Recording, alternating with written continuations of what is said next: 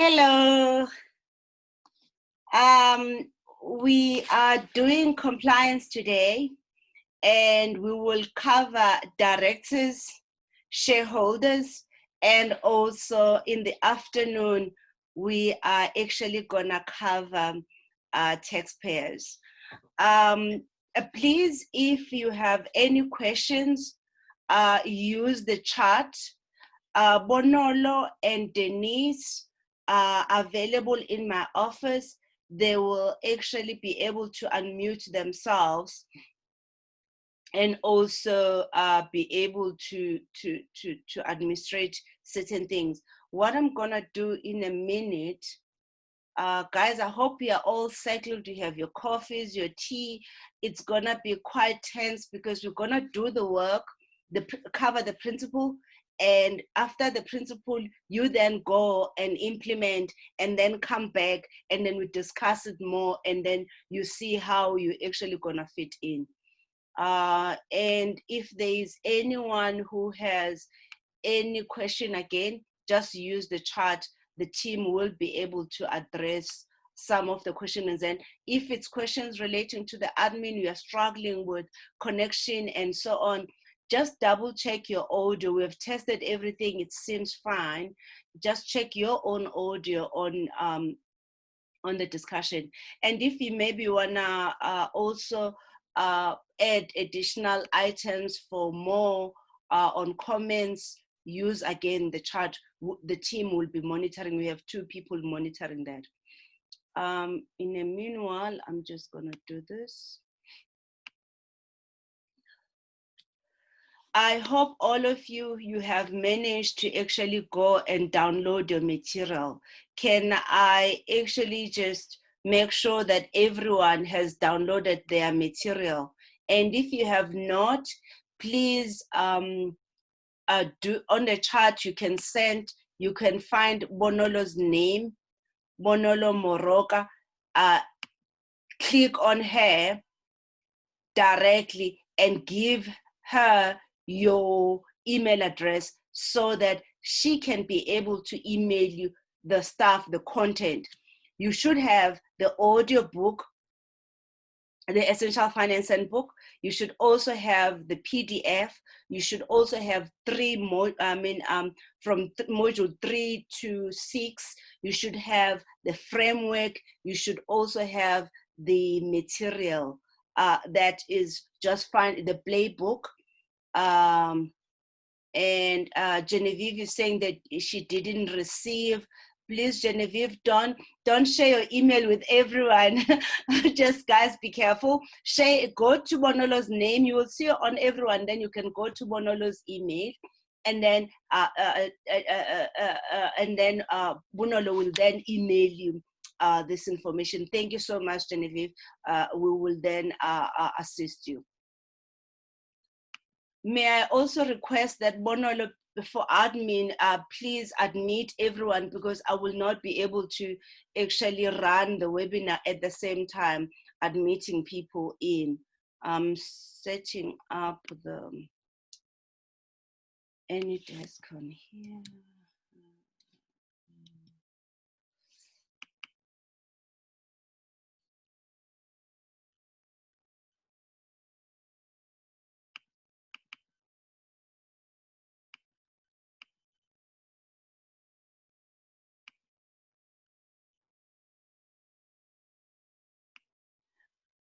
Nandi, say there's an agent matter I need to, okay, don't worry so much, guys. We're also recording this so that even if you get disconnected, you can be able to actually go back and reload and actually understand. But also, I will, Denise said, place the link for Finance Success so that you can subscribe also on our all the recordings, and you can get notified should we actually load additional content. We're trying to load at least every 2 weeks, so please do not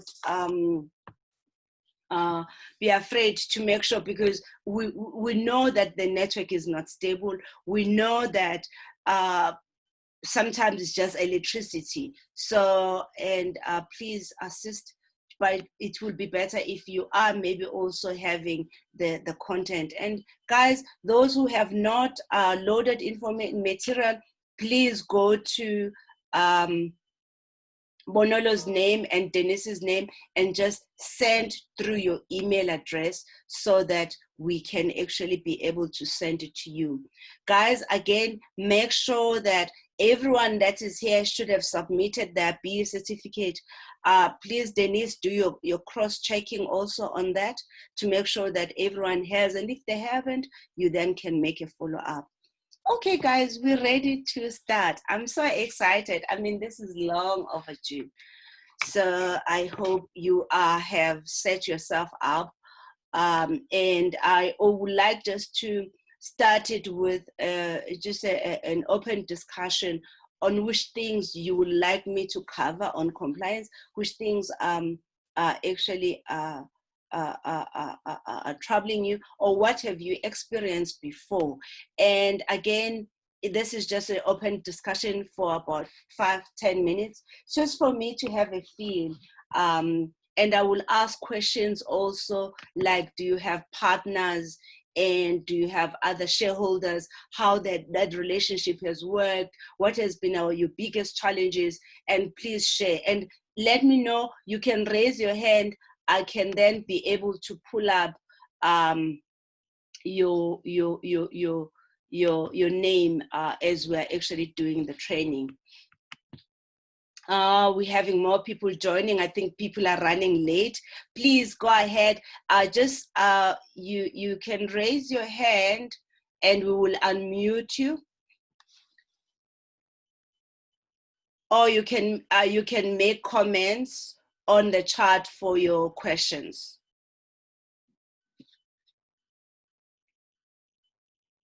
What I'm asking is that, do you have partners? Is there a reason why you have decided not to have partners?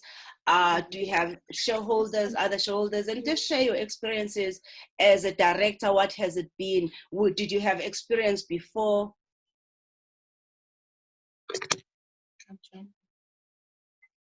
Hi, Duduzil.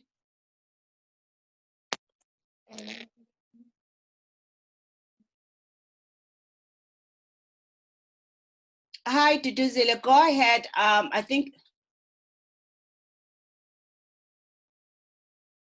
Patrick, yes, you have downloaded module 3, but today we're doing module 3 and also module 4. So you, in the evening, you will need module 4, which you can download a little bit later.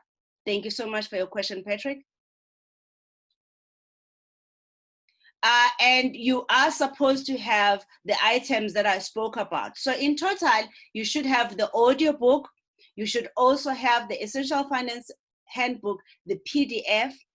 Number 3, you should also have the framework.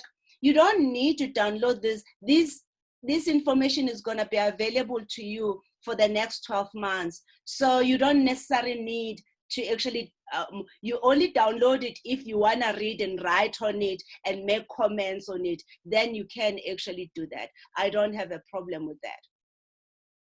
But just know that that information is going to be there for the next 12 months. Okay, there's no one who's answering me. That's okay. People are still shy, still in the morning. We have a whole day together. I can see familiar faces. Duduzile, Batabile, Bopele, Nandi. That's so good. It's so good. I can see partners bringing each other. I can see quite a bit. Hi, Precious. I actually raised my hand. Oh, sorry. Hi, Denise. I didn't see you. Please go ahead, sis. They have allowed you to speak. Yes. So there's no option to raise hands here. I tried using this option here at the bottom that says yes, just when you want to talk, just write it on the chat. Then Denise will allow you to speak. CJ, just just make a note. We will then so that we manage who's speaking, and because sometimes it gets messy. When Go ahead, Nan. makes sense. Oh, okay. So in the business, I don't have, I'm the only shareholder. I don't have any shareholders. And, I've been running the business with my brother this entire time. He was working as an operations manager. He's still doing that, but now he's actually going to join the business officially as a director. When I started the business, I actually registered the business with a friend of mine. But as time went on, I realized that we don't have a shared vision for the business, and we just don't have the passion as well. So she dropped off, and it was interesting to see in some of the modules that will cover how to remove a director and things like that with CIPC. It took me a while to get around to, how to complete the documents. If there's one thing missing, they'll send it back. So something that could have taken an hour eventually took a week because I didn't know how to do it. So eventually when I did remove, I became the only director in the business. So I think there's a lot of value in, the training, because we'll be learning things like that we need to know how to manage our business should it come up that you need to add a remove director. Nandi, what do you think should have been your lessons that you were being taught with that experience? Remember, every experience, guys, that were being challenged in, we need to learn from it. It's there for us. It's for our own good. What do you think you should have done before you engage with that previous partner? Okay, I think I should have vetted her better. I mean, we were friends, so I just assumed, initially that we're such good friends. The friendship works really well. We're both interested in business, but particularly the farming business needs you to dedicate yourself. It's a very personal business, and it wants somebody to be invested in a long haul. We're not looking to make profit, in a short term. So I think I should have done proper vetting. What are her goals? What are her financial goals? Or how much is she willing to invest of herself and her time and money into the business? And I think, had I had those questions, and had I been honest enough with her, to ask those very, very difficult questions, we would have avoided all the admin and, the time that we spent in setting the business up together, and then the additional time that it took to remove her. Okay. What were your red flags that you ignored coming to the point? Because again, it just doesn't happen. There are small red flags that we generally ignore, or yellow flags, until then it hits.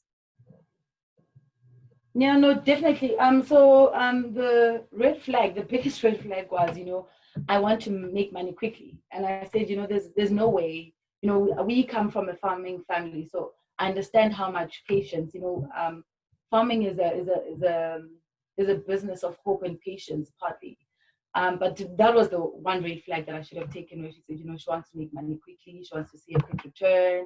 And then obviously I had to convince her that no, we can grow things like spinach, that can grow in 2 or 3 months, things like that. So that was the number one red flag. The second red flag was, it's a labor intensive work, and she wasn't really interested in that much. And then I just told myself that it's okay, we don't both have to have the same template for certain things. So if I'm more tolerable of labor intensive work, then she wants to do the admin related and the business development side, it would be okay. So if I had looked at those two things and seen them as red flags, and decided not to continue setting up the business with her, then I think I would have saved myself time. But that was the lesson that I took from that. Listen to people. When somebody says, look, I'm gonna email quickly, that they simply want that. They want a business that's going to, or a venture that's going to bring them money quickly. Or when somebody says, I don't want to work hard, listen to them, because that's what they mean. So thank you so much, Nandi, for sharing that experience. Guys, we are in this workshop and training. The main aim of it is that we must learn from each other, especially as Black people. We have struggled because we are not taking each other's lesson and building up a knowledge of pool, a base of what could have done better. What were the red flags, and why were you ignoring that, and how did you then respond? I'm also of the view that as small businesses, we cannot build our businesses in a silo. We do need each other. But one of the things that we have found that is missing, we actually usually as entrepreneurs ignore things that needs to be said. we take too long to decide on something. We ignore the red flags and the yellow flags until the bus hit. And by the time the bus hit, you have lost time. You also have lost a friend or someone that could actually be your ally or your partner in the long term, because after that, the relationship is actually sour. So I want you to start understanding that the approach you're gonna have for having a shareholder and a direct caller is a progressive one. And working with other people is difficult. But for you to accelerate your growth, there are instances where you cannot do it on your own. You're gonna need other people's skill set and arrangement. And we'll talk some of that a little bit later. But the aim of that is to say, if I am bringing someone, at what terms and conditions? What would be my yes or no, based on what vision? This is the vision. And if they don't subscribe to that vision, there's nothing wrong someone being involved for a specific time. When that is done, that's fine too. It's almost like you have a clean break, not a messy one. Because I think what happens most of the time, we end up having quite a messy breaks, and then and we have sour relationships. SJ, I'm gonna allow you to speak and share your experience. Nandi, thank you so much, Sisi. And I'm saying, guys, I am moderating. You are allowed to record, but we are also recording. We will be sending you guys this recording and also making sure it's on YouTube, just to make sure that you can always go back and work through, because some of the things are going to be new. Remember how many times the teacher taught you 1, 2, 3? A very long time. So you're not going to get everything all at once. Listen to it over and over. And then as you listen, when you take few points, action them. So I am now allowing SJ to talk. Go ahead, SJ. Please share your experience. Okay, good morning, guys. Thanks, Precious, once more for this opportunity. What I wanted to say, most of us, we become naive when we start a business, especially when you're going to have a partnership or a director, another director running the business together with. A business like that, it's like a relationship.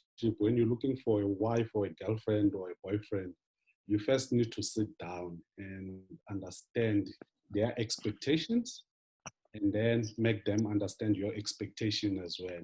If you fail to do that from the beginning, you are set to fail.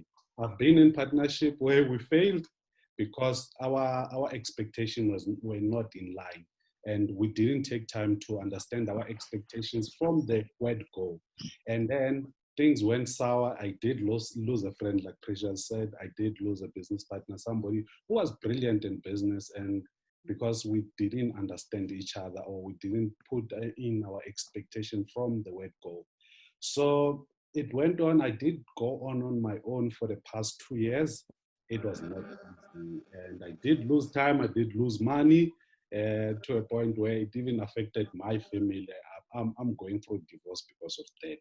I had to concentrate on the business. I had to make sure that the business survives, and my wife was no longer willing to support me, and she said, no, I'm tired. So I understood with, okay, now that everything started sinking in with, okay, this thing here, if you're gonna make it work, you need to do a proper due diligence. If you do not do that, all the bad habits that you have, they're gonna catch up with you. And in business, that's where it shows up and it hits you hard. So I got early this year, I got a new partner. I'm like, you know what, from the previous experience or from the previous partnership, even on my personal relationship, I understood that there were some bad habits that I had to let go slowly. So if I'm going to be in partnership, I need to be transparent as possible and be as honest as possible, so that this person as well feels the same to me and they open up. I need to lay my expectation. And I started doing that, and so far so good, and we're doing well, and everything is just moving smooth. So yeah, that's the little experience I wanted to share with you guys. Thank you so much, SJ. With the previous experience with the other partner, you are highlighting what are the things that that prior that you should have done differently? What were the things that you should have done during? And post that, have you mended the relationship? Because guys, again, it's very important not to use our emotions when we are going through this. Try by all means to actually just make sure that we go back, because that is still your brother and your sister.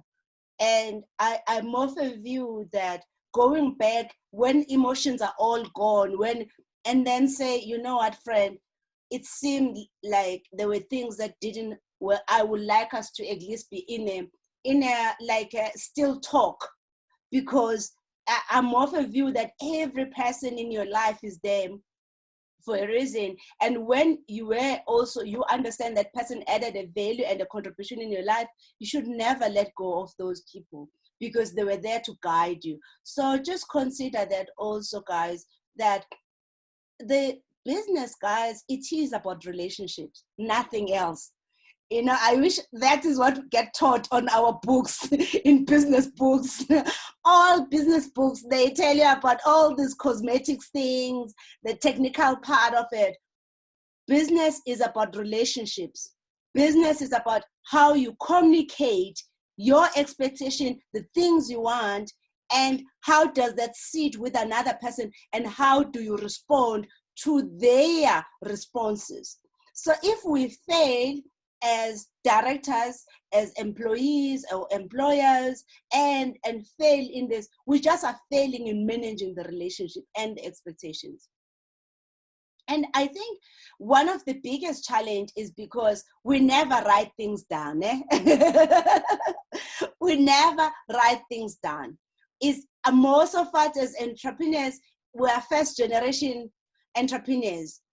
In our homes, I remember my aunt still thinks I need to go back to work. 9 years later, I've been running my business. So that then puts a pressure on saying that it almost seems as though work is a hobby. What we do is a hobby, whereas it's not a hobby. We have chosen to be entrepreneurs. It's a full career, and it does need us to consistently be reviewing, assessing, building up. And I appreciate you guys for being here, because you are realizing I need to be capacitated, I need to be built. And by you being here, thank you so much. The next person that wanted to also share the experience is Taramoku Betsi. Please help me to pronounce your name better. I'm gonna now allow you to speak. Good morning, everybody. Can you hear me? Yes, sister, we can hear you. Okay, it's actually Tsire. Tsire, nice, nice. What does it mean? It's Tsireletso in Setswana. Oh, okay. Thank you. But Tsire is my full name.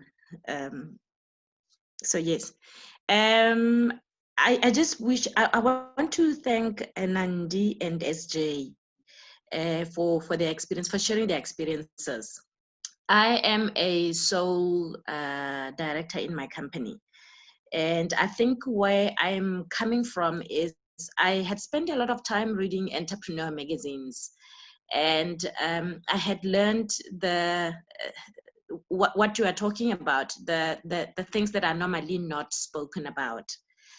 So I had made the sole decision to be the sole shareholder and director for as long as possible to vet and get to engage other people better. So what I would like for you to maybe explain is what then is the difference, because I've got somebody that I normally work with. I'm a good hunter. I'm good at business development. And I know what I want in terms of delivery and structure, because I come from a business process management background. So I know that when I have hunted, I want for my clients to be delighted. But so hunting takes a lot of energy, such that when I have hunted, I would prefer for somebody to mend and to deliver.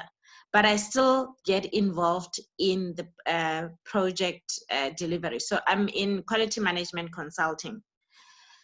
So I've got a friend that I normally work with who is very good at project delivery.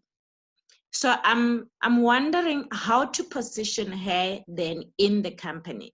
Does she need to be a director, or can she just be an employee slash consultant? Because she's also trying to figure herself out. She's not good at hunting. So she is not able to secure work herself. But once work is there, she's good at project delivery. And then I've got another friend who's been acting as a mentor. She has no interest in getting involved in the operations, but she's my go-to person. She's a CA, so she's my go-to person. So she helped mold my maneuvering to say, you are at an idea phase. Nobody's going to buy into funding. Don't even bother looking into funding. Bootstrap. So what can I, if I am to incentivize somebody like that, what are the options that I would have? Because she clearly has no interest in the operations, but she takes great pride in what I'm doing in terms of support and guidance. Can I look at her as a shareholder instead of a director? And the friend that is good at project delivery, should I consider directorship, or should I just consider just a clean employment opportunity where when I've hunted, she concentrate on project delivery, she gets paid for that, and we continue as like that. And the last thing, please, I know this is not in the scope, just a little bit to differentiate between a full-time director and a non-executive director in terms of going back to the friend that I'm thinking of, a shareholder. What then is the difference between a director and a non-executive director if one is to continue getting guidance and support from a person who has no interest in getting involved in the operations? Thanks. Thank you so much. Thank you so much for that sharing. So let's start with a friend who's also a CA. That sounds to me like your advisory. Yes. It's like a sounding board. My suggestion for you will create a structure where you meet with her in a structural way, quarterly basis, in a board. Do a strategy. Do a strategy document, a one-page strategy document. Make her to your accountability partner and pay her for attending those board meetings. Okay. On quarterly basis. Okay. When you do attend, you will attend with another friend that does project, because basically the one that does project is an operations person, basically. Oh, okay. Okay. Now, as for the other person who's who does project management, and my suggestion is, because it seems you are not at the same maturity stage, you are saying she's still trying to find herself. You don't want to have a long-term commitment with someone if that person has not necessarily made a long-term plans on being in business. My suggestion is that have a profit sharing arrangement with her on project. Don't move her to be an employee, because employee, you have to pay her whether there's work that came through or there is no work that came through. Okay. Yes. Okay. So have her and say, like, in my business, I have a structure where operations is actually 50%, business development is 40%, administration is actually 10%. So from 100 Rand, we all know, and this 100 Rand is excluding VAT because I'm a VAT vendor, right? Yes. So this 100 Rand is the full money after I've taken off SARS money, right? And then saying, okay, this is how we're gonna share. If you need further guidance on how to structure, we ran a workshop where we're having a series that we have been working on. I'm not sure if it's the first time you're attending today, where we were showing that you shouldn't set up your organogram or your structure, your organizational design, the same way as normal big business. You should set it up in 3 functions: admin, development, and also operations. And we did outline what should be underneath each. It's about 15 items. Have a look. And also, if you don't have it, go to YouTube, subscribe, and we will also share some of the content with so that you can then be able to go through that. Then it will allow you to be able also to see how to position your friend. And be transparent also, and state your fears. I think one of the biggest challenges we have, we hide our fears. And be transparent and tell her, you know what, preferable, I would have wanted to bring you as a partner, but because you are not at the stage where you know exactly what you want, I'm little reluctant that I will make that long term. I want consistency. And then you then build up. And then also, you just be transparent with your friend also, who's your board advisory. Ask her for the advice. She knows you better. She might not even know the other one. Test ideas of what I'm providing as a guide, but I'm using just, something as simple as what you have articulated. Follow your heart in what you're doing, and when things feel not so comfy, take that as an indication, as your red flag that no, I shouldn't actually proceed with this path. And keep on asking more people around you that have experiences. And I think you are on the right path. And I think we are. This is good. We are in consulting. So also leave your details with Denise. Numbers. Then if you need additional support, then I can be able to set up. Do that strategy. If you are not sure what is that, we are having a training on strategy where we have all content. Because you're a consultant, you should probably be able to do a 1-pager within a few days, so that you can then be able to give that to your friend who's a CA, who will then be your board. Yes. No, thank you so much, Precious. You have shown more light than I was actually hoping for. I will be in touch with Denise. And yes, I am looking forward to that strategy training. I've been looking for it on your booklet. I do have the handbook, by the way. So yeah. Oh, thank you. Thank you for the support. Yeah, I've attended the first training. So I think I am now in a position to attend the rest of your trainings. No problem, sis. Thank you so much. Tebogo, please go ahead. You're next.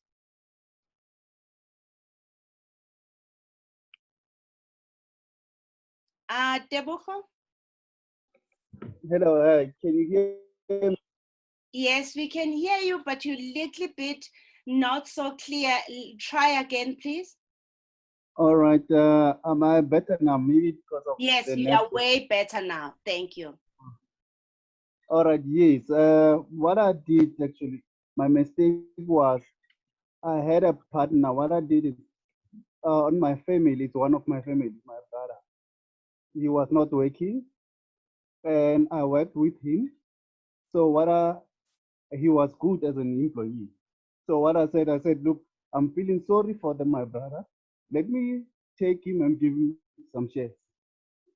As I was giving him some shares, then he started not working. I ended up doing his work. It's no longer putting his weight on the work. And I tried to ask him politely to say, look, relinquish your share, or let me buy back your share, and refuse in that. So we ended up having legal matter. At the present moment, I'm trying to remove him legally.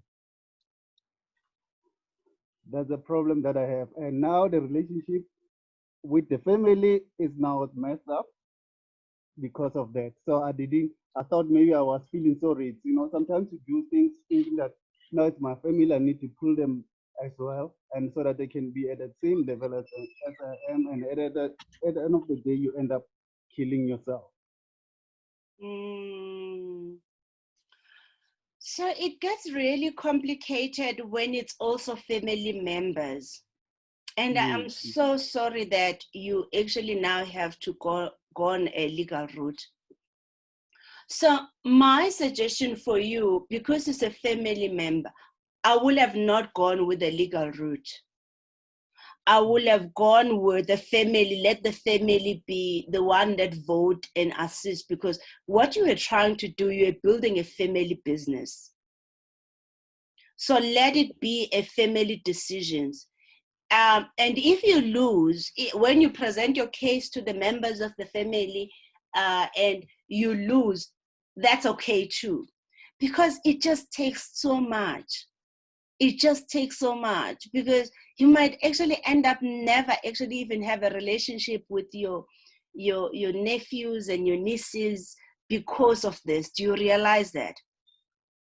Yeah, I do realize that. I did take it up actually with them, but at the end of the day, it was like a scene as if I don't want to, my brother has been working with me for so long, because at first he was a good employee, like trying to send him there, and then he was doing all this thing. But the problem only came when I give him some shares. That's when the problem started. And then when you try to explain to the family, the family say, you've used him, now you don't want him anymore, and those kind of things, so it become messy.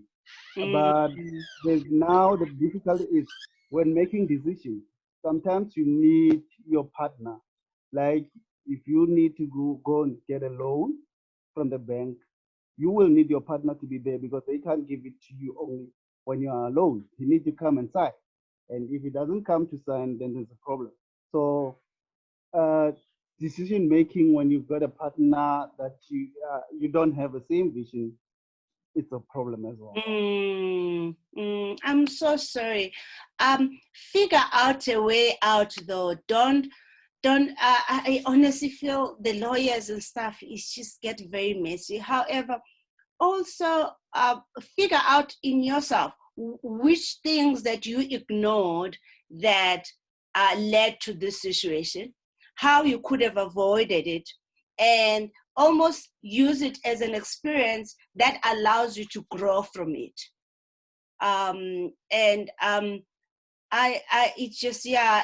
It's difficult, because how long were you working with him? About 3 years now. So I started being an employee for 2 years. And the last 3 years, he was a shareholder. He was a 50% shareholder. So now currently, as I'm saying, I've tried, I've tried all the family meetings. I've tried everything. So now what is left? Now I can just go legal route, or either company close. So you can't do that. So at the end of the day, I have to go and do legal route, try to remove him as a shareholder, because obviously he's not putting his weight, he's not doing anything. So did you guys have the shoulders agreement? That's another thing that we didn't have. Okay, so you need to have a shareholders agreement first, then you need to have a director's employment contract, and make sure that you can actually fire him as a managing director when he doesn't perform in terms of the employment contract. Now, as a shareholder, if he has not delivered what are the roles and responsibility of the shareholder, then you can remove it. You can remove him. And I think that is another area maybe you need to work on and making sure that there is those documents in place, because that will have not even needed a legal route, because you will then just follow your procedure and the processes to say, okay, I had asked you to deliver on 1, 2, 3. You have not. It's almost like you're performance managing him as a managing director. The last thing also that I want to say, Tebogo, is that just also when you are making arrangement with anyone, this applies to everyone, don't have 50-50. There is no such thing called 50-50. True. Build it progressively. Say, these are your roles, these are your responsibility. Out of everything we have to do, that is how much time, and then build it in one. how much you're putting in physical cash, how much you're putting in time, and based on what skill set. If I were to bring you to the open market, what will have been your rate per hour? Because you want to pay the person as a direct, but you also want to reward the shareholder in terms of as an investor, because those are two different things. But I'm going to cover it just now. I can see that there is no one else who wanted to share their experiences. I am so sorry, Tebuko, and good luck. Let me cover some of the things that are going to empower you to see what are the things maybe you should have learned, what are the things also going forward you will actually, it will have been way easier. Yeah, another thing is when sometimes what we do is we tend to look at, when you're starting, the company is small, you don't think of, that it will grow at the rate that it will be growing at. So you end up not thinking that, for 40% share, it's not that big by that time because the company is still starting. And as the company grow, you realize that 40% actually is a lot of asset actually when you're giving it to the person. Especially if the person was not pulling in their weight. Mm. So again, we will build some of it, but it's about accountability.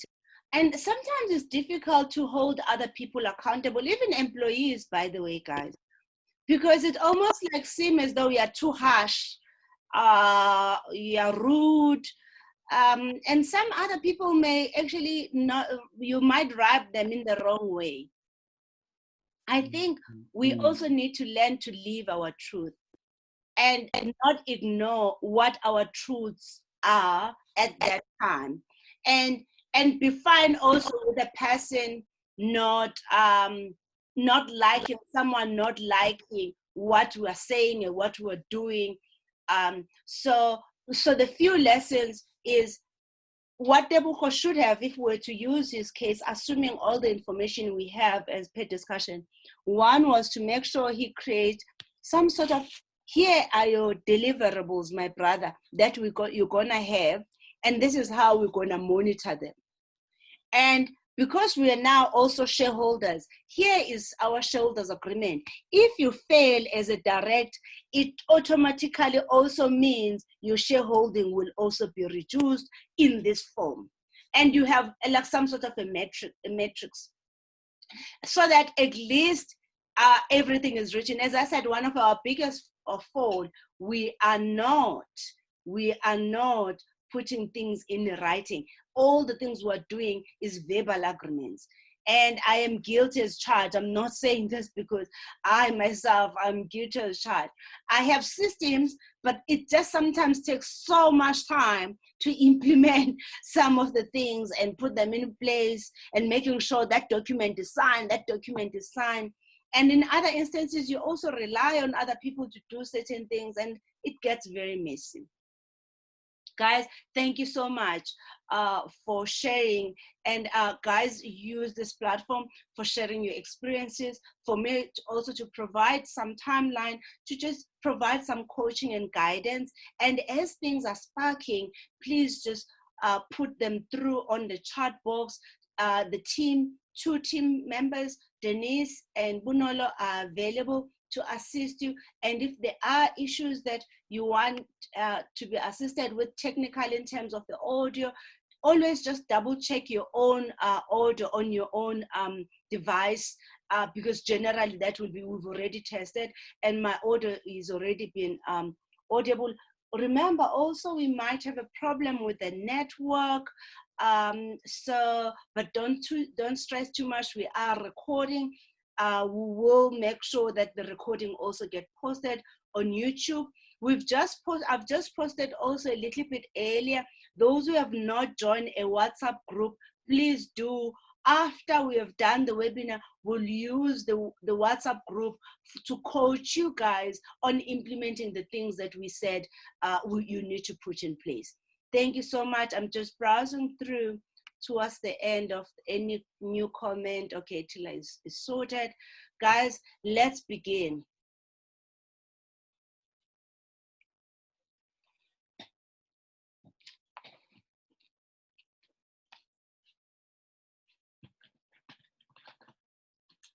So entrepreneurs, we gonna actually work through certain fundamentals and principles today. Guys, if you can't see this, please let us know. We are watching here. We let me know. This is for you. It's not for me. We need to make sure that this derives the most value for you. Thank you for the response. Syria, you're saying that our training is more coaching as well. Yes. We don't believe in just training. We believe that we train, but we also provide you a support to implement, which is then the coaching comes in. And we also do quite a bit of consulting where we can actually, for some clients, whom we can have the review of the staff so that we make sure that you have implemented the principle. Okay, entrepreneurs, I think the first principle we need to actually understand about compliance in relation to Companies Act is that a director and a shareholder and a company are three entities. This is not one business. It's three legal entities. The shareholder can be sued and also sue any other person, including these entities. The director can sue the shareholder. The director can also sue the company. And the company can also sue the shareholder and also sue the director. So these are separate legal entities. They have rights and obligations based on the agreements that are signed between these parties. The biggest challenge with most of us as entrepreneurs, this relationship is never formalized. You treat the arrangement between the shareholders as one because in your mind, you're thinking it's one. It's actually not. You see, the shareholder gets to make decisions by voting, and he gets rewarded through dividends. And a shareholder is basically an investor. Is the person who has contributed into a business and is the person who actually has, and in other instances, that contribution could be time, as I said earlier to Tebu, and sometimes could be actually physical money. But one of the biggest challenges we have found is that the time that the investor puts in is never quantified. You don't quantify it. And as a result, all the effort and time that you have put in your business, then it's not sitting as a shareholder's loan account or in terms of the share capital. Now, a director is actually an employee. He gets paid and rewarded for his effort through fees and salaries, which we call it director's remuneration. Director's remuneration is just rewarding them for delivering the apples that the business has actually set up based on what the shareholder has set in. Remember, the shareholders appoints the directors, and therefore they also reward the directors. A business is run and managed through a document which we call it Memorandum of Incorporation. That's a document that you will have completed in your PTY LTD. Half of you, if not more, you don't even know what's in there. In that memorandum, it sets the code of conduct between these parties on how they're actually gonna run. There is a long and a short MOI. It depends on, for someone who's a one-man show, go with a short. But if you're gonna have partners, consider having a long MOI so that you are as detailed as possible. May I have questions from just this principle? Please type your questions on the comments. so that when I move here, everyone is covered.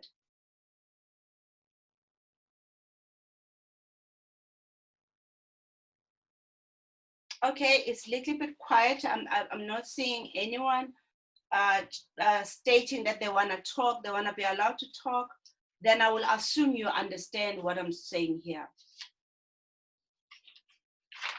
Okay, I'm not seeing any comments. Let me just see. Great.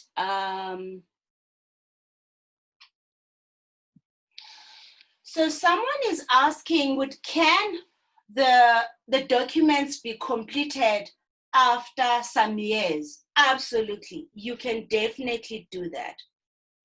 You can review your Memorandum of Incorporation. Once you have reviewed it, submit it to CICP, whom is a registrar of office of companies, to actually put the recent document. Now, Duduzile is asking, can we both be shareholders and directors? Yes, you can be both shareholders and directors. The only challenge that we have found has been you get to be a director and a shareholder. You are not doing it progressively, but also you are not monitoring the contribution that each shareholder and a director is making. You can be both. In my business, I'm also both because of how I have structured my business.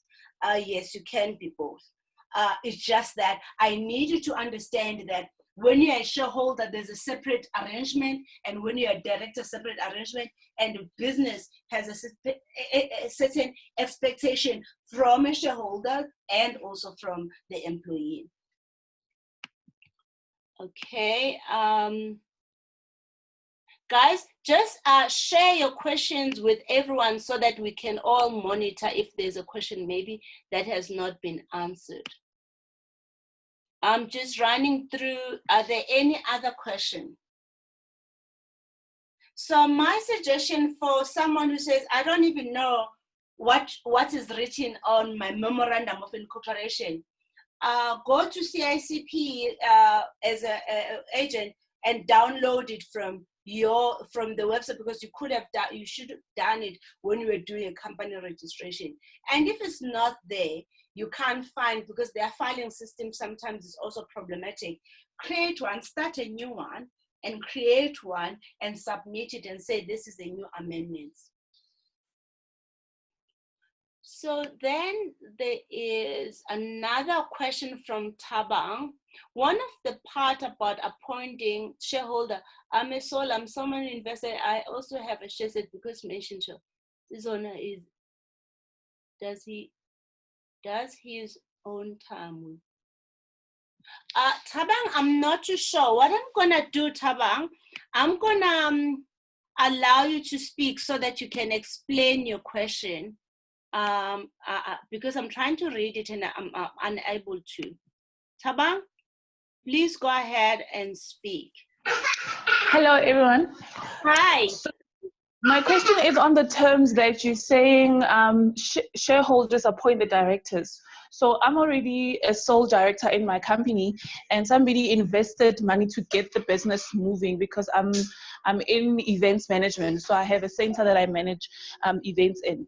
So he invested to build some of the property that we have on the site.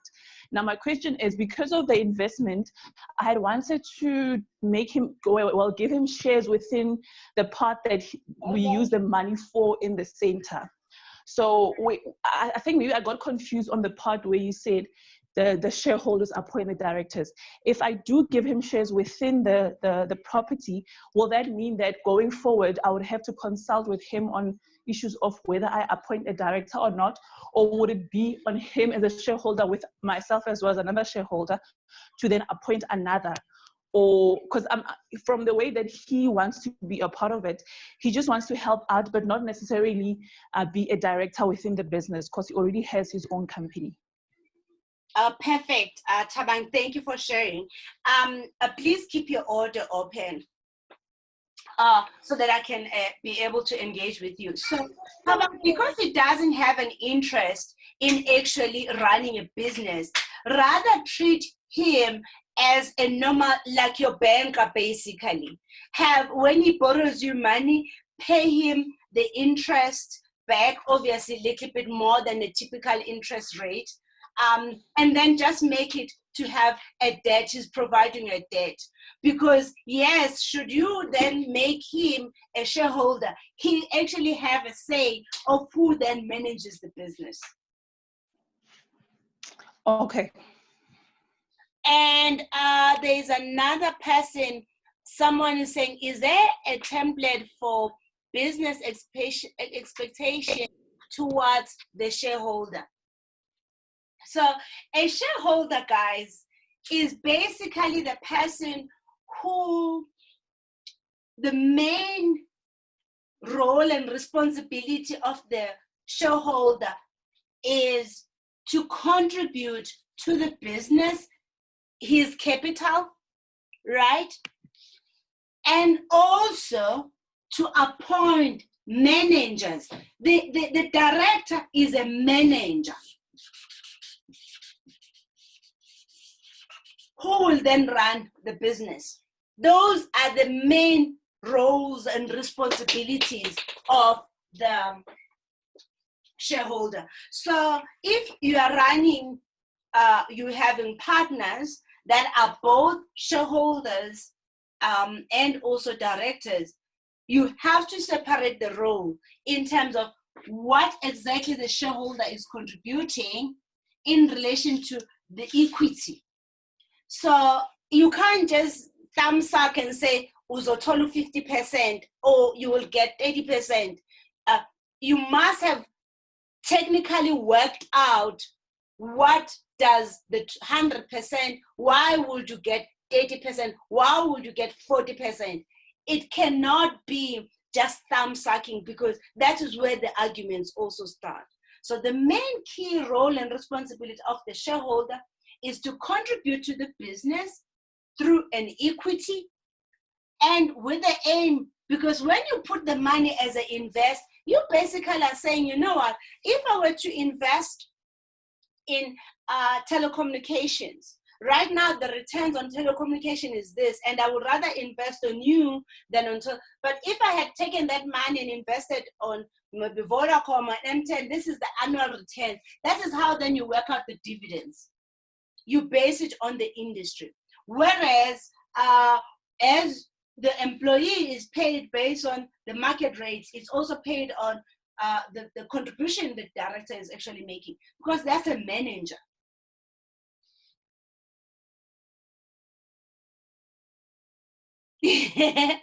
Tutuzila is saying there are people who behave more like director.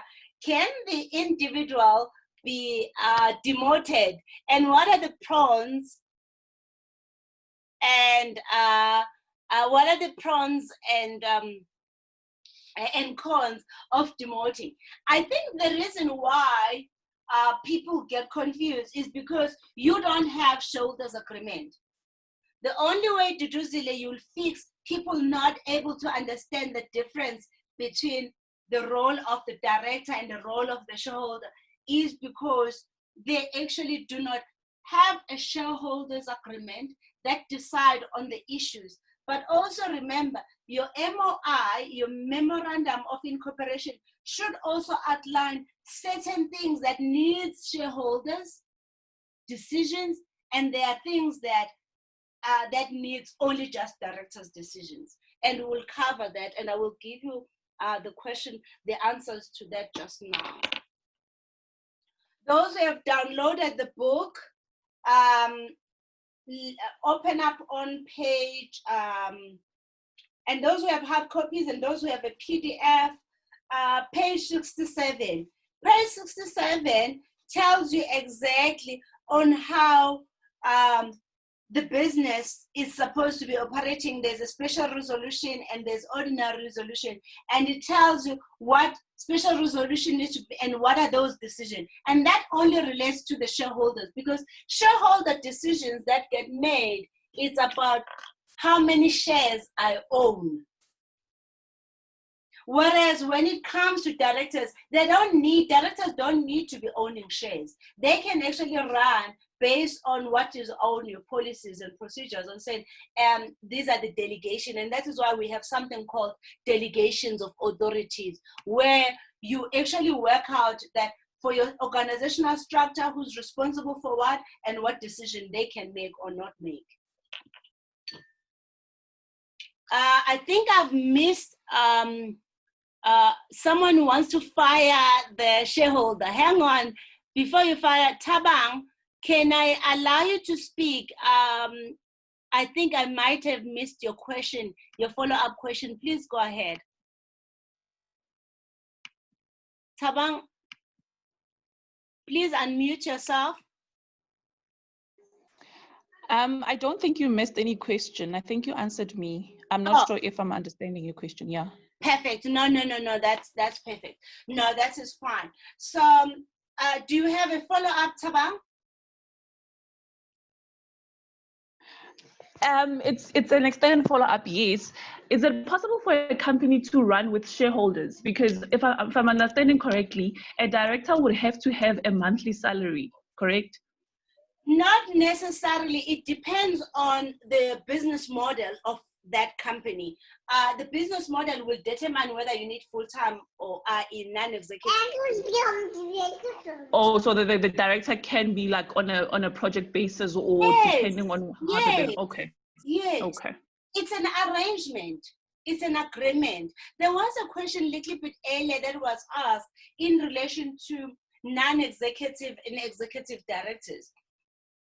Previously, with the Old Companies Act, there was a distinction between non-executive. With the New Companies Act, which is no longer new, I think it's almost like more than 10 years old, we do not have that differentiation between executive and non-executive, especially for small businesses.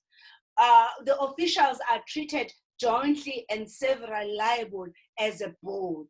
So just be careful again when you are making a decision around that. In the eyes of the law, they are seen as though they actually are jointly and severally liable, which means whether you are non-executive or an executive, you will also be liable. Remember the case, guys, about the case Aurora, where one of the directors was saying Zuma and Mandela case. Remember Aurora, that case? One of the directors said, I was not an executive. I actually was I was on the director's thing, but I was a non-executive. The law does not care. All the decisions that are made, you are jointly and severally liable. Hello, Fatima from Cape Town. I can see my old clients here. Okay, guys, I hope I'm able to answer any other question. Oh, now someone wants to fire. Tilila, you want to fire? Can the shareholders fire the business holder if they feel the business is unmanageable to them? Okay, so the shareholder can definitely fire, not the business holder, the director, who's a business manager. They can definitely fire them. But they can only fire them if the agreement was upfront and clearly articulated. You need to deliver on 1, 2, 3. If you fail to deliver on 1, 2, 3, these will be consequences. It can't be emotions. It can't be, oh, okay, now we're no longer working together because maybe we're fighting and all that. You're gonna have to move emotions, remove all your emotions on the issues. Be very clinical. This in place, yes, no. Did we meet those obligations? Yes, no. The person can have the explanation like saying why maybe I didn't meet this, why I didn't meet this, but it's here on there. Then when you have clearly articulated upfront, just going through to just make sure I didn't miss. Okay, someone is saying, if I'm a director and a shareholder, I'm still growing. How can I have board of directors? Perfect question. Okay, so you can have board of directors, especially if you can see that you do need some skill set for yourself to grow. And how you can bring, you don't need to bring someone formally yet. You can build them up as your advisory. Like I was discussing earlier when I said Tira can bring her friend as her advisory. They can be your advisory. What we have found also has been, it's better to bring them in as advisory for a specific time before you bring them in as board of directors, because you will have experienced them first, so that you just make sure that you don't actually get to formal arrangements which you don't know what will be the outcome. So advisory, you do a skills audit of which areas in your case that maybe you feel you need support, and then recruit and ask those individuals to say, here are the things that I would like to be delivered and how I want this to be delivered, and indicate to those individuals how you're actually gonna reward them, because the way you will reward those individuals will be only on fees. So you'll pay those based on fees for attending the meeting and preparing and also reviewing some of your documents. And one of the challenges, though, that we have also come across when entrepreneurs Esther wants to implement that to have board. Generally, entrepreneurs do not have a strategy in place, which means the board end up now starting to deal with operational issues than strategic issues. So at a board level, you deal with strategic issues. You also deal with things relating to growing the business, the structure, and also some of the things that are within an MMI, because the board of directors basically are representing the shareholders. Okay, I'm just scrolling down for additional more questions. Okay, seems like everyone is covered.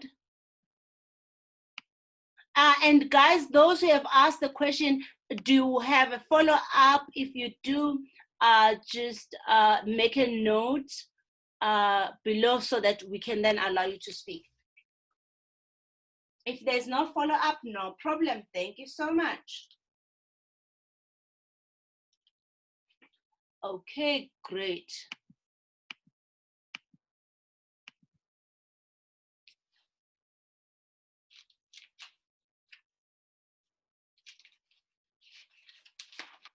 So let's work on the action plan then for you in your business. If you currently have shareholders, have a shareholders agreement. If you have directors, have a directors what? Employment contracts. If your business is running and it's already up, be clear what is sitting on your Memorandum of Incorporation. And if your business is, you are alone, you're one-man show, consider only having a short.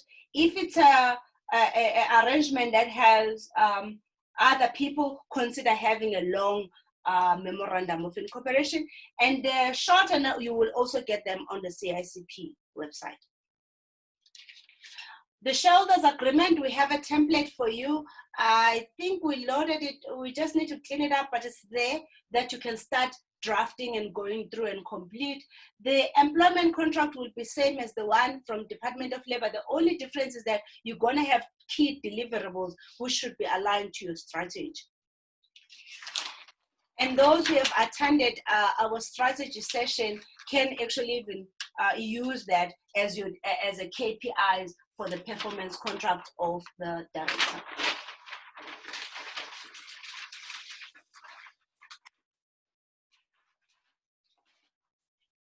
So how then do we conduct a business? So let's assume you've done your registration, you've got a shareholders agreement, you have your director's employment contract with a very specific deliverables.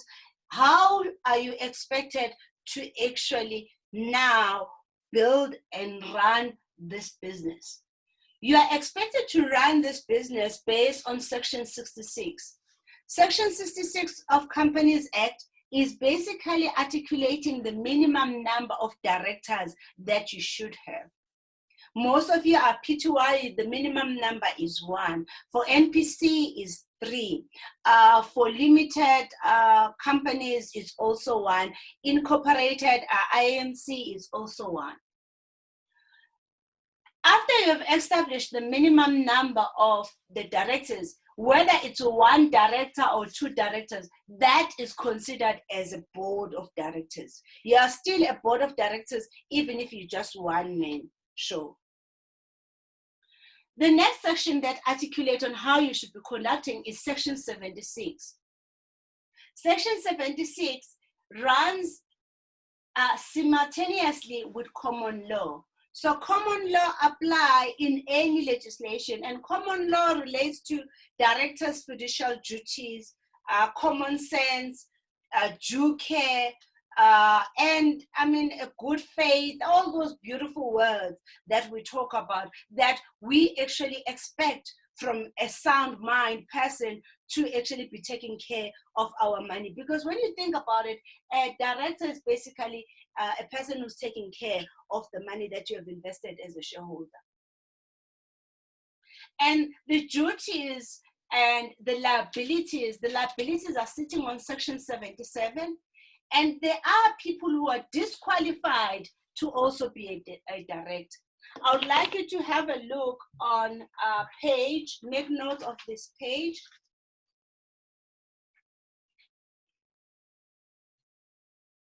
Page 69 on the book.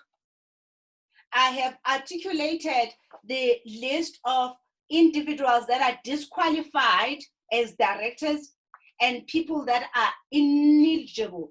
Ineligible means that in terms of your age group is wrong, you are not unemancipated, you also have a legal disability. The MOI, your Memorandum of Incorporation, did specify that a person who has this condition cannot. So you need to understand also, guys, when you're bringing people on board, there are people that you can bring on board, there are people that you cannot bring on board. Now, let's talk more on the duties of the director.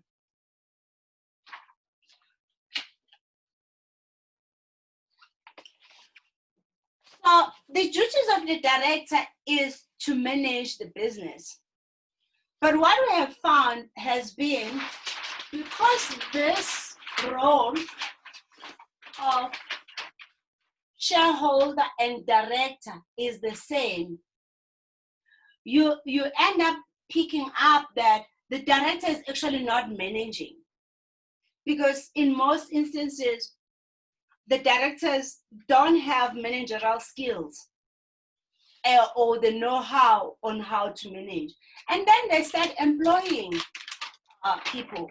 So just be careful around that, because the main duty of the director is to manage the business, is to run the business.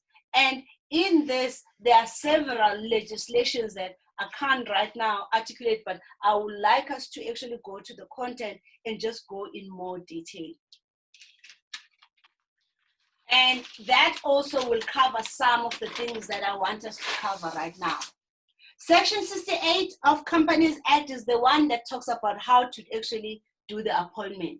As I said earlier, the appointment is done by who? The shareholder. And the removal of the director is done according to Section 71. Remember, when you are removing the director, you must make sure that you have the resolution. The person has been given an opportunity to stand their case if they are, and if they were not in that meeting, you must provide also the proof that you did attempt to actually get hold of that person, including having a registered mail, maybe have a screenshot of emails or even calls or SMSs and stuff, a proof that you actually have made attempt to remove someone. But you also will need to provide some sort of in other instances, they will even ask the minutes so that they can see who was actually present in that meeting and how was this signed or not signed in terms of your resolution. The directors also need to be paid, to be remunerated. They're paid either by salary or fees. It can, in other instances, be all of these. And remuneration of the directors are done through a special resolution. We have two types of resolution. We have an ordinary resolution and a special resolution. I mentioned earlier on page 69, I think, no, 67, on the book, there's a list of what can be passed through a special resolution and what can be passed as an ordinary resolution. The difference is just the voting. The voting for the quorum and the voting for the special resolution is a little bit higher than an ordinary resolution. For more details, again, just have a look at that page 67. So how do the decisions get made by the directors? The decision get made based on the foundation that you will have, which is on your Memorandum of Incorporation. And decisions can be made in terms of agreements. As I said, employment contract, shareholders agreement. Decision can also be made through resolutions. And I said there's two types of resolution, ordinary and special resolution. And in addition to that, the decision can be made through policies and procedures. And all of this is done through minutes. I've had instances of people meeting and there's no minutes. You have to make sure that all decisions and agreements that are being done, there are minutes that are actually in place to actually prove these decisions were made. And I will allow people to ask questions on these 5 principles that we have covered before we also go in more detail. Guys, please go ahead.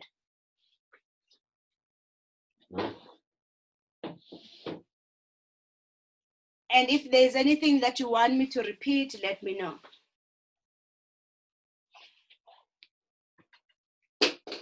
I am looking for questions on the chat box. I'm seeing nothing for now. Let me know.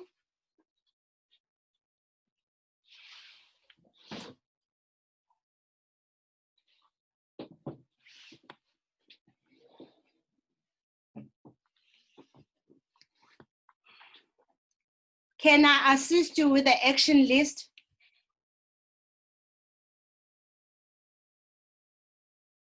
Okay, someone was saying I missed the remuneration part. So remuneration is basically the salaries. So the salaries are paid to directors, but they are authorized by the shareholders through a special resolution. Okay.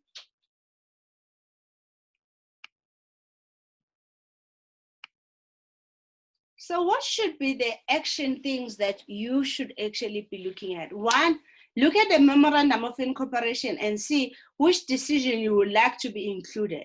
Understand that using page 69, 67 of the book and up to 69, it can guide you to provide you with things, what are the things that needs a normal, which is what we call ordinary resolution, and also what are the things that needs a special resolution.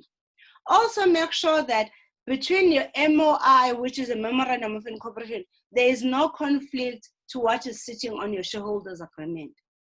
In your shareholders agreement, make sure that you are consistent in using certain words, including the rewarding of the directors in terms of how you will make those decisions. So if your MOI says we'll review director salaries every 2 years, your shareholders agreement also must be consistent and say exactly the same.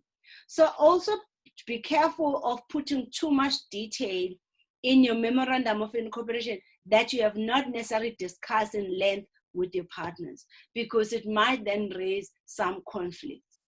deal with these matters way early before the argument comes.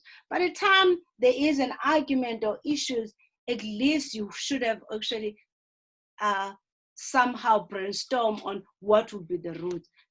Lastly, make sure in your shareholders agreement, when there is dispute, there is proper channels that you will follow in terms of arbitration. The second last thing that also you need to make sure is, even with a shareholders agreement and also with directors where is the employment contract, when there's disputes, make sure there's a clear processes that will be followed so that the disagreement can be resolved seemingly and quicker and faster. I'm looking to everyone for any comments and questions. There's a new comment. Okay, two more. Okay, how do you remunerate yourself when you're only shareholder and a director? Okay, so how you remunerate yourself has to be according to what are you bringing into the business. Think about it this way. If you're working full-time and you're putting as much effort, you're at 4 o'clock, you're up, you're working, and you're consistent with that, surely the results should actually be showing. And if then the business is generating the revenue, you should be setting yourself up for a salary. Should it happen that in that year you did well, you then can pay the additional amount as a dividends in terms of the shareholder. So how do you determine what's the right amount to pay for yourself? Those who have the book, step 1 of the book says you must determine the standard of living, how much you want to earn. Because let me say this, guys, from experience, if you don't put how much you're supposed to earn, you will not earn anything. You will actually work for your employees than employees working for you. So you have to make sure that you're very clear. What do you want the business to generate for you as a minimum for you to actually leave? If your business is not there yet, you must also set a specific timeline that, you know what, from this period up to this period, if this business has not taken off, let it go. Maybe it's not the business you are supposed to be running. Because I think sometimes also we hold on too long. We hold on to these businesses for way too long. When the business is not deriving the value that you are looking for, but you continue holding on to it. If it doesn't give you the money that you deserve, the contribution that you are making, you shouldn't actually be in it. I promise you that, because if you continue being in it, you will lose your family, you will lose, your life will actually just really be screwed up. Guys, the main aim for you to be in business was to earn money, was to sustain your life. Actually, you chose to be in business because you thought it's going to be better than actually being employed by someone. So then remunerating yourself has to be equivalent to the value you're bringing to the business. For me, it was easy. I don't get a big salary, but the way I work it out, I build it up over a period based on the products that I'm putting in. When I'm running in my business, I run in 3 levels. I'm a shareholder, I'm a direct, I'm also an employee. Tell me, out of these 3 people, who get paid the most? The shareholder and the direct. But most of the time as entrepreneurs, we spend most of our time being what? Employees. So I try by all means in my business to work not as an employee, but work as a shareholder and a direct, because that is when then you create a value. Some of the value that I create is a long term, and that's okay. But then I make sure that the shareholders loan account is actually showing that I am building up a value. You see it on my books, in my financial statements also. So how you remunerate yourself, one is going to depend, where is your business at that time? how much you want that business to generate for you as a minimum, and can you be able to bring that value up? And also, the last thing is that treat it as you will have done if you had done an investment. If you invest that money in something like GSE listed company, and that company is not performing, will you go and take your money away? Sure. But why are you not doing the same when it's your business? Guys, it's just, we're gonna need to stop having too much emotions about businesses that we're building, so that if it's time to walk away, we can walk away with clean mind and clear conscience that we've done all that we can. So I hope I have managed to answer some of your question in relation to remunerating yourself. In my case, I mean, some of the work that I do, I get market rate. Some of it I don't get a market rate. When I'm not, I then also leverage. So what do I mean? I leverage by, if maybe I getting a rate that is lower than what I should be paid, I leverage by using more, by cross-selling other products and services. So again, really look at your business model, look at what value you are bringing into the business. Ask yourself, am I bringing the value that I'm asking the business to actually bring to me? It's a both sides. It works both sides. Fatima has got a question also. Is it advisable to get an attorney involved in drafting to ensure all the bases are generic? So Fatima, I went with the route when I started of having agreements. I mean, I paid, it was 2009, 10. I paid something like 20,000, and that's a lot of money. And honestly, I personally think you are only revise agreements to get a lawyer involved when you are refining it, when you can afford it. For now, for shareholders agreement, sit down with the person that you're having an agreement with. Both of you discuss each point, what it means for you, and narrate it. And as that's an agreement between yourself and that person. Generic agreements are generally vetted already, so it's good enough. As long as all two parties have agreed, we're happy with that sentence, we're happy with that word, that's it. That's okay. Get involved with lawyers when you have money in the bank account, or as you are actually progressing and you're starting to have more money, then refine your agreements, review the agreements. I'm trying to get other questions. Lindy's hand is up. I'm gonna unmute you, Lindy, and lower your hand. Please go ahead. Denise, please assist Lindy so that she can talk.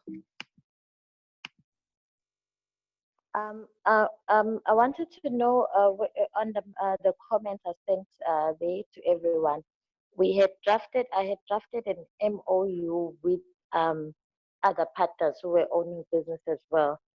And then when it came to the remuneration, because I had sourced funding prior to me deciding to collaborate with the others, that funding in the MOU, what I wrote was that company A will pay company B. And the others were not happy because they were stating that it's no longer an MOU, it's actually a partnership agreement. I was a bit confused in terms of that, because we ended up having an argument about it, that it's actually not a partnership. We are a collaboration, so it's an MOU.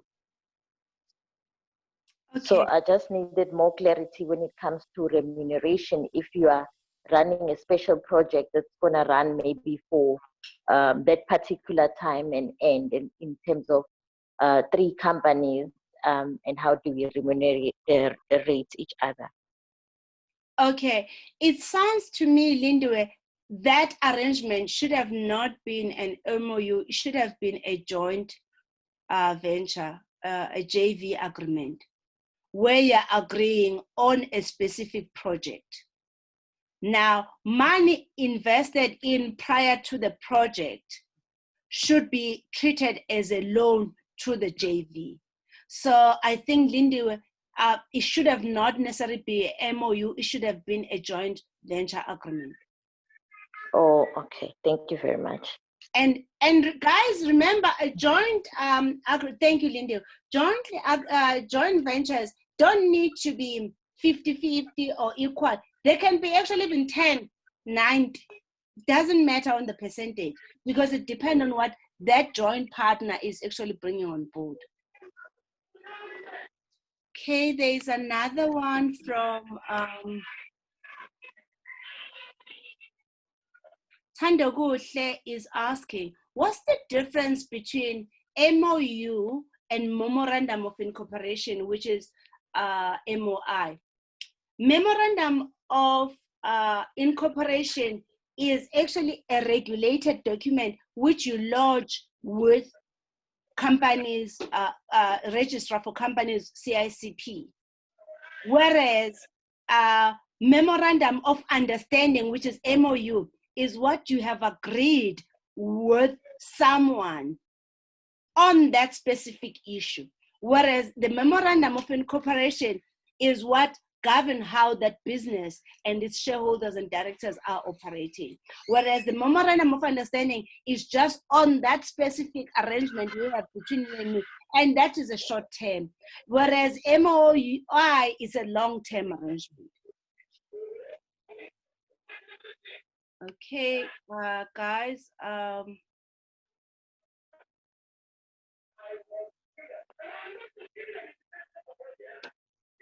Oh, thank you so much for those who are sharing the websites of places where you can get templates.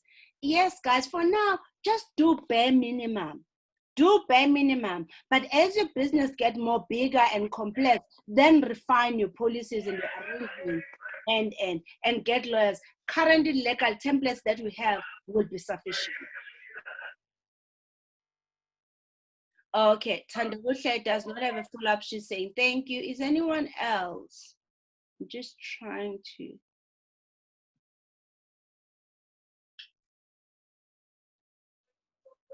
So collaboration, just to add more, Lindy, collaboration between you and any partners, either joint ventures or associates, or as a main contributor to the, it depends. It depends on how you want to do it. I mean, I work with several people in different platforms, in different arrangements.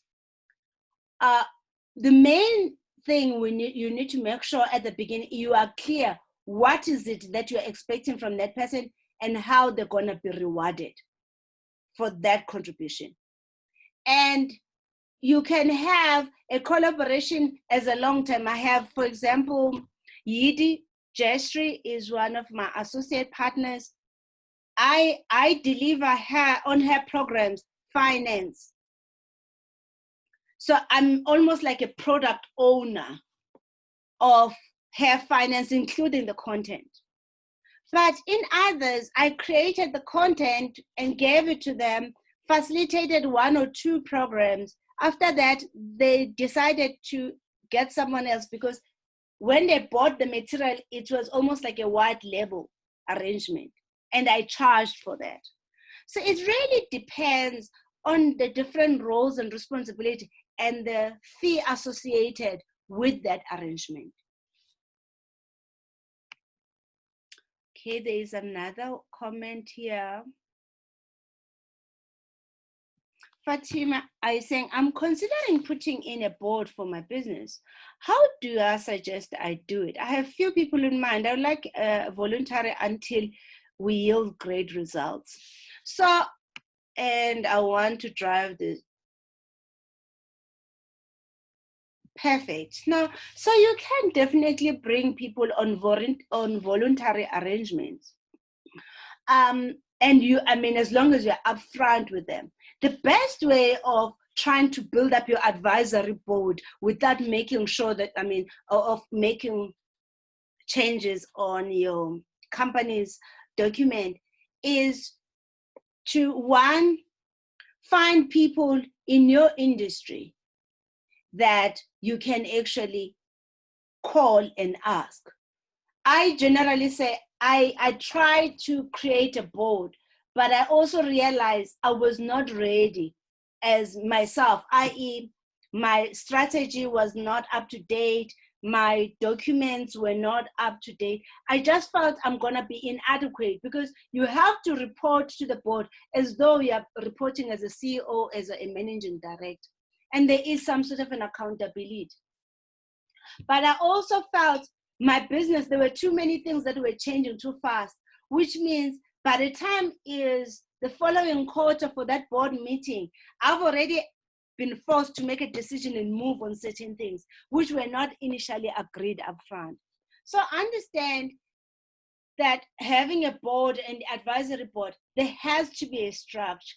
And because of a structure, it then does not allow you to maneuver around certain things. What I will suggest though for you, Fatima, is that look at the total business functions. Remember, we have, I'm gonna share, we have something which is a director's file. What I'm gonna do, Bonolo, please include that as one of the templates for the guys. A director's file is basically a document that articulate all the business functions and activities that you would want to do. But we have just done like some sort of an index. You can then articulate it in any way you see and fit. So, and start thinking, if I need human resources, who will I contact? If I need support in marketing, who? It's almost like you are assigning some sort of mentors and coaches and people that are gonna give you a sound mind. And I have found that to have worked very well for me, because then it did not have too much structure, because my business, there were too many things that I was changing within a very short space of time. Maybe before you have an advisory board, start with that and get used to actually contacting, because then when you now are building an advisory board, you can then consult with them and bring them on board, because you will have already experienced those people, because you know what value they are bringing. I also believe other people overstate their value. So you might end up bringing people that are not necessarily going to bring the right value. Start asking yourself what value that individual will bring, and start calling those individuals and say, okay, you are one of my advisory boards, because I need someone to touch base and make sure that I understand, and also I'm dealing with all the issues that need to be dealt with. This is what I would like to ask. And guys, don't think that mentors and coaches has to be a formal structure where there is some sort of an agreement or structure into it. I think 60 to 90% of my mentors and coaches, some I've never even met. But I know when I'm looking for a certain thing, this is where I go. When I look for some, it's pure Google. One of my mentors mentioned the names of those people. Then I started adding them up on my list. The aim for you to really, you have to understand, to build a business, it will take more than what you can give. And the only way you can do that is to leverage your network, is to start working and building up the capacity around the people that are around you, that believe in you, that you don't need to prove your trust. And it's people that really you can rely on. And they can then guide you on different decisions. Okay, I hope I have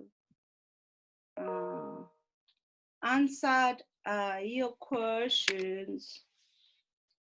I'm not too sure, is there any other person who want to maybe follow up, or someone who wants to ask the questions? Can you also share what are your action lists your to-do list after this 1.5 hour we've spent together. I mean, for me, as far as I'm concerned, you cannot come and attend the whole day here. But if you don't have a specific clear action of, okay, this is what I need to fix, there's no point for us even to be here. There has to be training, is being aware. Now you're aware, then you must do something about it.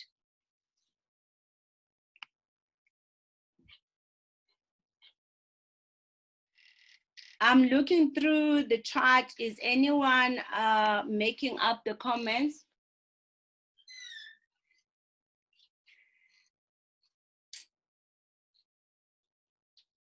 Okay, everyone is happy. Those who have asked, they are happy. Everyone is happy. Okay, great.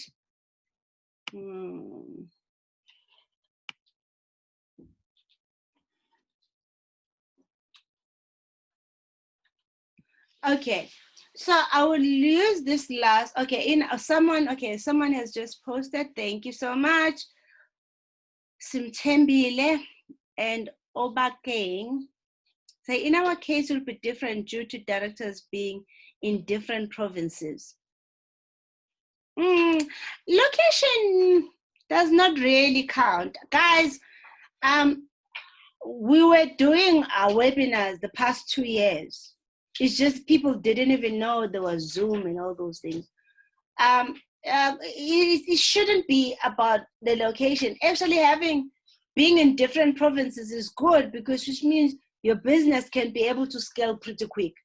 You can duplicate and create businesses throughout the provinces that your directors are in it. So you just need to figure out the way of holding each other accountable, because whether it's through platforms like this where you are running like some sort of a Zoom meetings, or it's a video conferencing, or it could also, some of them could be even emails of being accountable to each other, or even phone calls. Use what is cheap for you and what is working best for you. But as long as you know what your roles and responsibilities are and what are you expecting from each other, and you're transparent and honest about how you feel, I don't mind even having directors overseas or partners overseas. Personally, it doesn't really matter where they are. What matters is the work getting done, and that's what should drive what we want to do. Okay.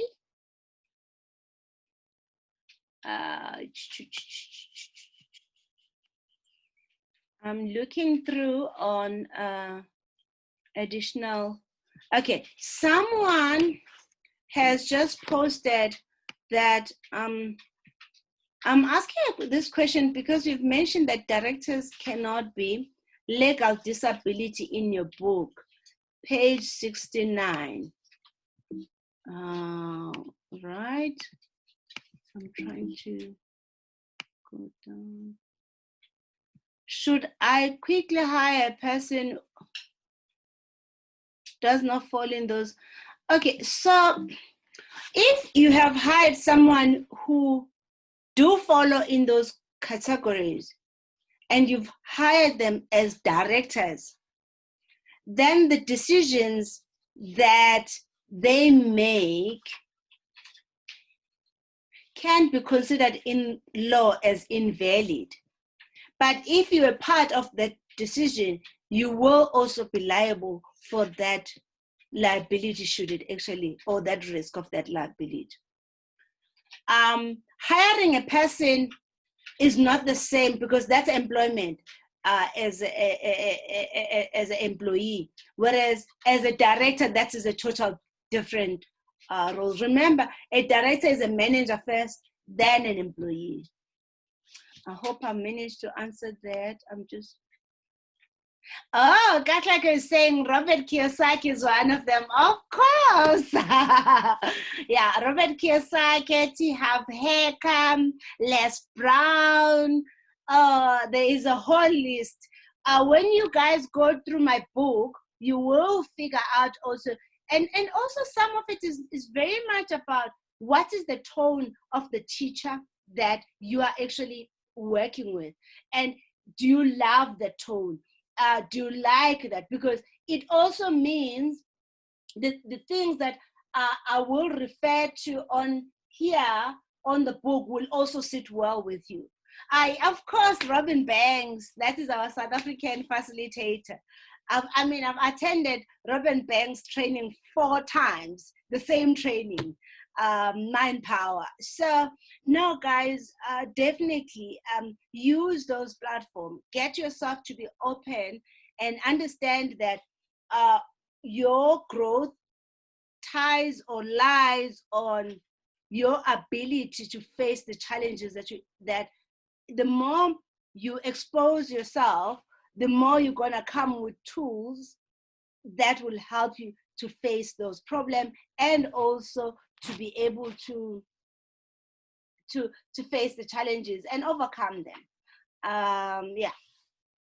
Okay, yes, go through the book. You'll find more teachers there. Oh, there's so many teachers out there. And the information is free. This training today is free. I generally charge for it, but it's totally free because someone is willing to pay us to do this work. So it's just, guys, do not stress about thinking, now I'm gonna have to pay a coach and a mentor. Oh no. 90% of the things you're gonna find are totally free. The challenge we have is the implementation. It's not the information. Are we implementing what we know? Are we pretending we know and we actually don't know? And when we know, what have we done with that information? So if we do that, I think we'll really have progressed. Is anyone who has raised their hands? No. Is anyone who wants me to cover some of the key concepts of what is covered there? I'm just gonna browse through also, guys, your question. Please don't forget. Oh, someone is saying, please thank the sponsors on our behalf. We can't thank them enough. No, you can. You give us raving reviews, testimonials. This is what was happening in my business. This is what happened after. And this is what I'm working on. That we want. We want testimonials. We want people who are going to say, you know what, I might actually have done things differently before, but after having been exposed and started thinking and expanding my mind around this what has changed. I mean, I promise you, I think some of the people that are in this program are people that I've met in different training sessions and are people that I've worked with who are also clients that maybe bought another product and now they felt, okay, they want to attend this. It's what we share. Some of it, it's purely because of experience. It's not because that is what the textbooks say, because we want to actually provide you with practical tools. We also want to provide you with guidance because there is no socks that fits everyone, every feet. We have different sizes or at different stages of our development. We are also, some of us are professionals. We have been doing this for 20 years, some of us not. So you can't really just say, here's the book and that's it, or here's the content, that's it. We have to moderate and make sure, but we also have to solve your problems. You have to tell us what are the things you're struggling with so that we can coach and mentor you on how to maneuver around, and also be able to say, you know what, we don't have that tool yet, but we're gonna find it for you, here it is. And guys, again, Denise will share the link after we're done for today for you guys to give us the review. But before I actually go now, I'm gonna give you guys a link which I need you to complete. The survey. The survey that we have completed, I did not ask you for your name and your details because I just want you to test yourself. This survey is basically just testing whether you understand these principles we've just discussed here on the board, but it also helps you to understand. And then if you are not sure about those questions, bring them as a question in here. Bonolo, please put the link of the survey so that people can actually just answer those questions. It's gonna take you about 2 minutes, so just go on the link, click on it, and while we are here, complete it. And so that you just assess, it's almost like a quiz. We're trying to assess whether you understand the basic principle that we've outlined this morning.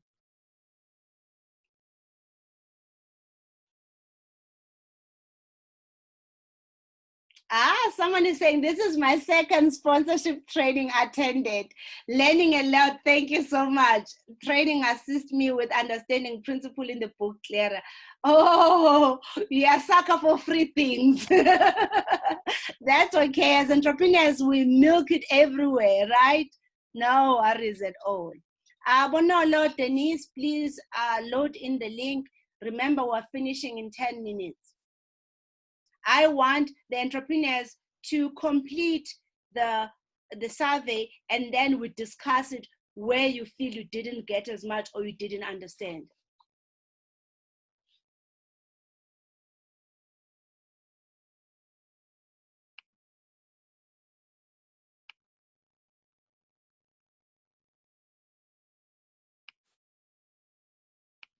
Are they okay? SJ, thank you. I still have my voucher for your consultation with me. I'm still waiting for the one that I really need your attention on. No, SJ, no problem.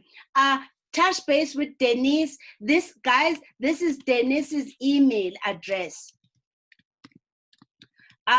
Denise also coordinates my diary. So if you want a coaching session, you have a voucher, SJ, please, that's the email address for Denise to schedule up our discussion. Also, make sure, guys, when you want a coaching session, send me your content and information for me to prepare, so that when we really utilize the time to implement some of the things. Here is the quiz for your Companies Act at the high level. Guys, I also want, Teflo is saying, I've learned a lot of really, okay, thank you so much. Guys, the stuff that we have articulated, that we have focused on, we have built it up from what you guys shared and experienced. But there is more. On the book, we even articulated the accountability that you need to have as a director. The accountability in relation to even the documents you're supposed to keep for Companies Act. Remember, you have to keep the documents at least for 7 years. And you also have to make sure that you do your compliance check. Again, we have the template for you so that it allows you to make sure that you have checked. It's like annually, there are things that you need to check. Every 6 months, there are things that you need to check in terms of Companies Act. And those are already in. I'm not going to go through those because that is based on this principle that we've just articulated. But again, the more you read the book, most of the things are going to start making more sense. The aim is to allow you to engage with us so that we can then feed you the information also that we have.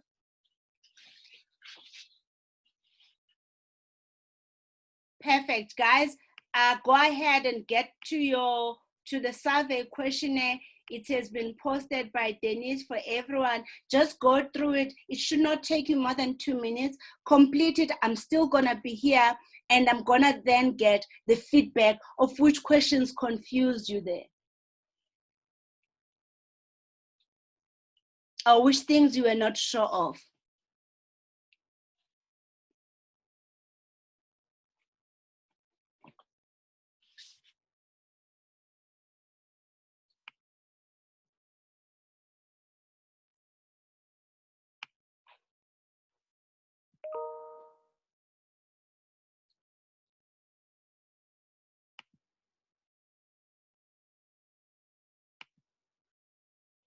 Okay, and I'm gonna use, as the answers are coming through, I'm gonna use,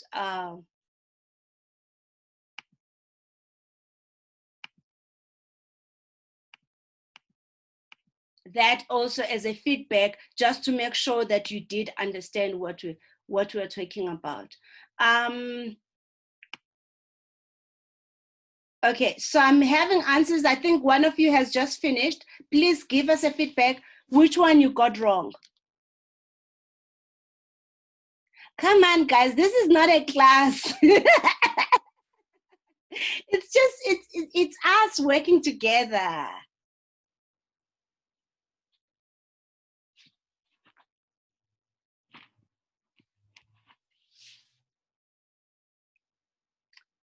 Someone has just completed another one. I'm getting a feedback that you guys have completed. Perfect. Memorandum of Association, the MOA. MOA is also a Memorandum of Incorporation. It's just a use of words. Got two wrong. Number 5 and number 8. Number 5 and number 8, let's have a look. What are those? Number 5 and 8. Let's have a look at number 5 and 8. Number 5 is actually which document that create the foundation of the business conduct. That number 5, that is Memorandum of Association, which is Memorandum of Incorporation.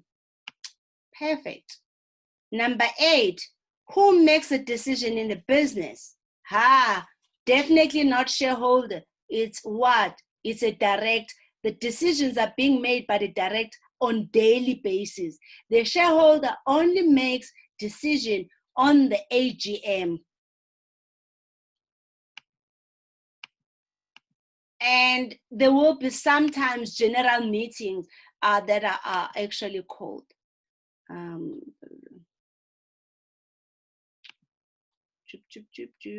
going through. Great work.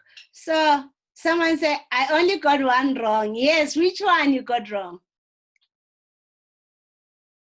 No, so the reason why, think about it. Look at GSE. Think about it.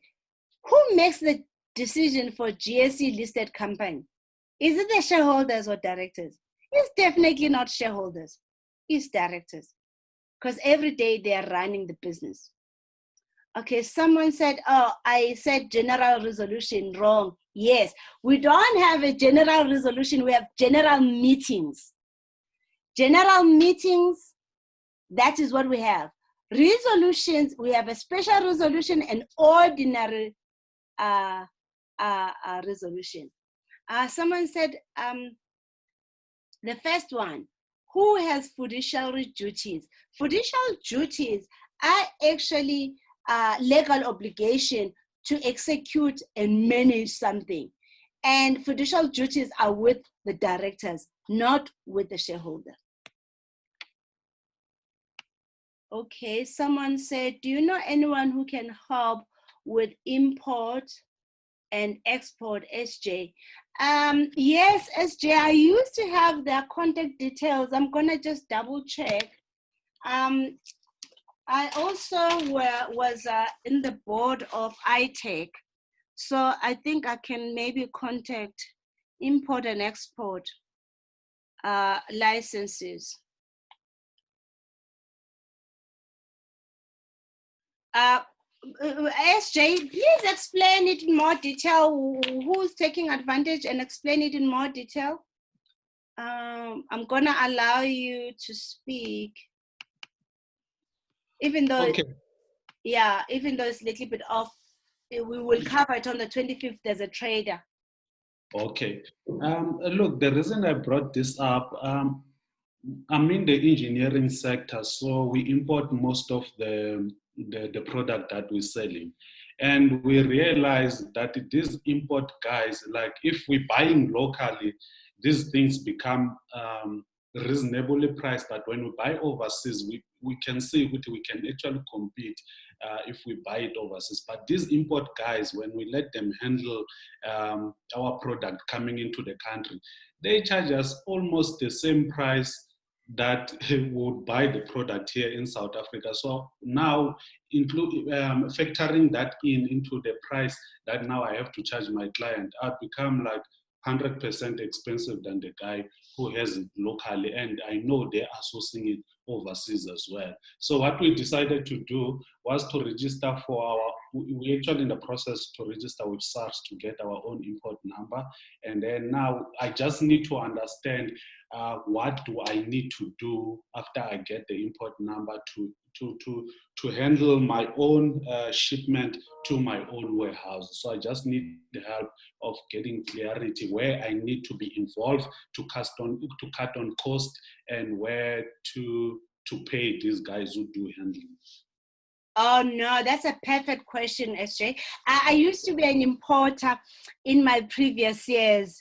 Fatima, remember that business I told you guys about when I was madam? Things we have done in this entrepreneurship. Oh, you guys, oh Lord, no problem. So SJ, you need to build up a team. You need to build up a team, guys that are gonna do your clearance. You're also gonna do the guys that are going to do your insurance and the guys that are actually gonna do your payment when the goods have been received and when the goods have been cleared and in. So you will still need to then go to your banker, because sometimes the banker do have people that they work with. Your banker will then make an arrangement and assess the risk associated with that product or that environment. They will then also process for the payment. Also consider building 2-layer kind of arrangement. I have a clearing agents, 2 clearing agencies or 3, having quotations also for your bank, because you can transfer the money to any banker who can do the foreign exchange. You can also consider working and building up the team for someone even with customs. Sit down with people at SARS when you get your license. Ask them to give you also the guidance on the best way to make sure your staff are cleared, and start building up procedures then in your business to build a system around the importing, because that's a business on its own, my friend. That's a business on its own.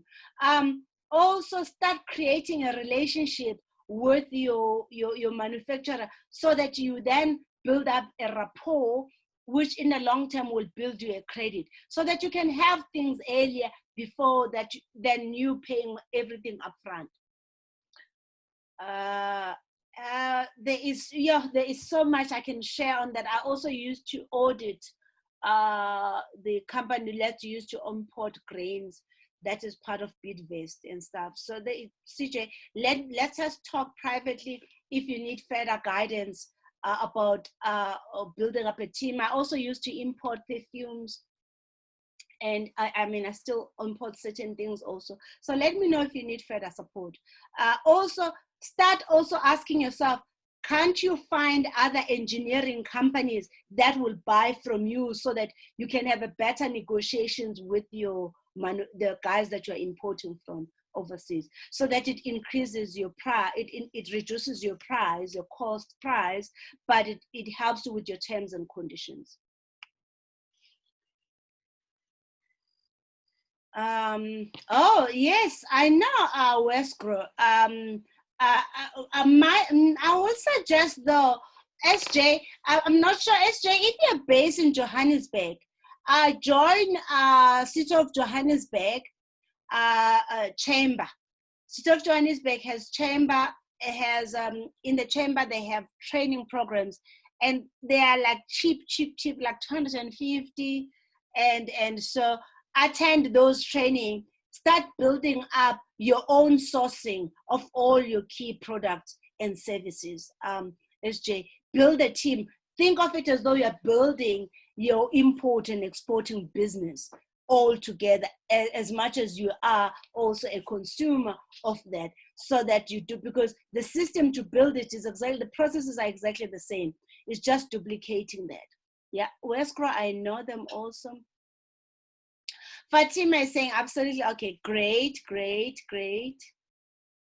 Yeah, Esther is saying JCCI, which is Johannesburg Chamber of Commerce in an industry. That is what that is what I've referred. Thank you so much, Esther. I guess you are also a member. I'm also a member there. So yeah, good. Great.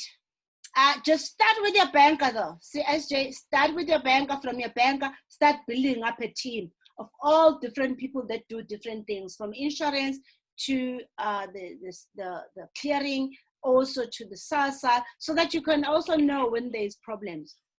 I actually ended up appointing UPS because I had used UPS before when I was in the US. So you consider that also having a courier company that will just, you're always gonna know where to find where your things are, because some courier company even have clearing agencies, depending again on the arrangements. Okay, guys, have you answered all your questions? Let's have a look. How are you doing with your questions?